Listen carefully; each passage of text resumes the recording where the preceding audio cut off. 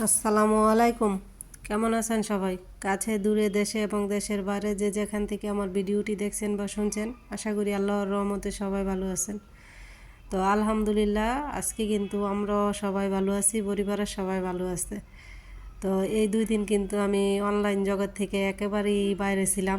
Mobile হাতে নেওয়ার মতো ইচ্ছা বা মন মানসিকতা কোনোটাই ছিল না। কারণ আমার ছেলে এত পরিমাণ অসুস্থ ছিল, কি বলবো, আমি ডাক্তারের কাছে ছুটাছুটি করতে করতে হসপিটাল দৌড়াইতে দৌড়াইতে কাহিল।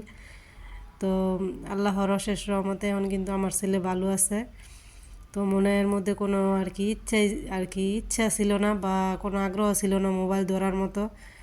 মোবাইল কই কী কই এসবের কোনো খেয়াল দেওয়া ছিল না, বা আমার খাওয়া দাওয়া কোনো কিছুর ঠিক ঠিকানা ছিল না, গোসল খাওয়া নেওয়া কোনো কিছুর। তো সবাই আমার ছেলের জন্য দোয়া করবেন। তো ছেলের লইয়া অনেক জায়গায় দৌড়াদৌড়ি করছি, আল্লাহর অশেষ রহমতে এখন কিন্তু ভালো আছে। তো সন্তান যখন অসুস্থ হয় না, তখন মনে হয় পৃথিবীতে মার চাইতে অসহায় আর কেউই হয় না। কারণ তখন ভাবি যে সন্তানটা কী করলে সন্তান ভালো হইব, সুস্থ হইব, এরকম একটা পরিস্থিতি।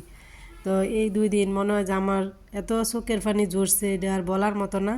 আমি ছেলের মুখের দিকে তাকাইতে পারি নাই, আমার এত খারাপ লাগছে। আমি যে এখন বয়স দিতেছি, আমার এই 2 দিনকার কথা মনে হইলে আমার এখনও আর কি কলিজাটা কাঁপতে উঠতেছিল।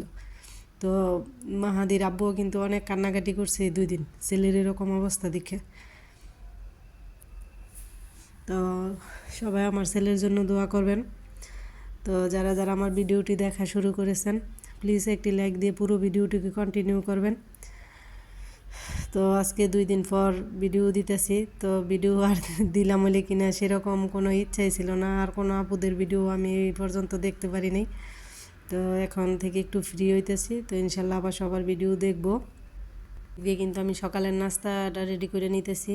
তো আমার ছেলের অসুস্থতার খবর শুনে আমার মা আর বোন কিন্তু আসছে। তো এই তো এখানে আছে মটর। তো মটর কিন্তু 60 টাকা কেজি নিচ্ছে, আগে থেকে দামটা একটু কমছে মনে হয়।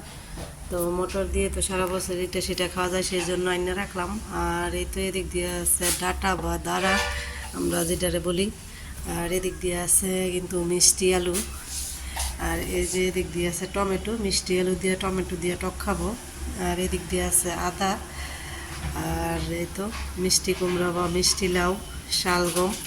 আর আছে আনার বা ডালিম। তো শালগম কিন্তু আরও বেড়ায় দিতে চাইছিল, কিন্তু আমি নিয়ে আসি নাই, এতগুলো খাওয়া হয় না, খুব একটা পছন্দ করি না, সেজন্য কমাই নিয়ে আসলাম আর কি। তো এই সাথে কিন্তু আরও কিছু বাজার আনছিলাম, সেটা হলো গুলালু। তো ওইটা তো ডাইলে রাখে দিছি গুছাই ঝুড়িতে, এটা আর দেখালাম না। তো এই সবজিগুলো নিয়ে আনলাম বাজার থেকে।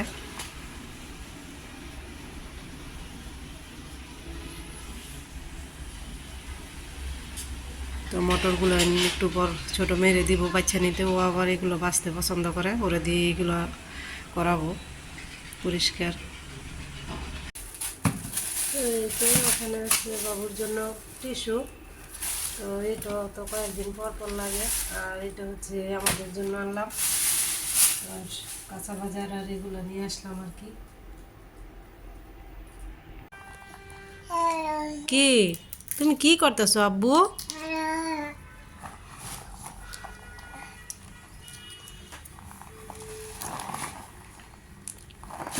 কি করতেছো তুমি? আমার মা মোটর বাসে আর আমার বাবা এন্দা কি করতেছে এটা? হুম, ও বাবা, তুমি কি করতেছো? হ্যাঁ, তুমি কি করতেছো? খেলা করতেছো? তো আমার ছেলের অসুস্থতার খবর শুনে কিন্তু আমার মা আর বোন আসছিল। আর এদিক দিয়ে দেখেন আমার ছেলেটা আলহামদুলিল্লাহ একটু ভালো, ওর নানুর সাথে কাজ করতেছে। তো যারা যারা আমার ভিডিওটি দেখা শুরু করেছেন, প্লিজ একটি লাইক দিয়ে দিবেন। আর আপনি যদি আমার চ্যানেলে নতুন হয়ে থাকেন, এরকম লাইফস্টাইল ব্লগ আপনাদের কাছে ভালো লাগে, চ্যানেলটি সাবস্ক্রাইব করে আমার পাশে থেকে যাবেন। নোটিফিকেশন অন করে রাখবেন, যাতে ভিডিও ছাড়ার সাথে সাথে আপনাদের কাছে পৌঁছে যায় এবং মূল্যবান সময় বের করে দেখে নিতে পারেন।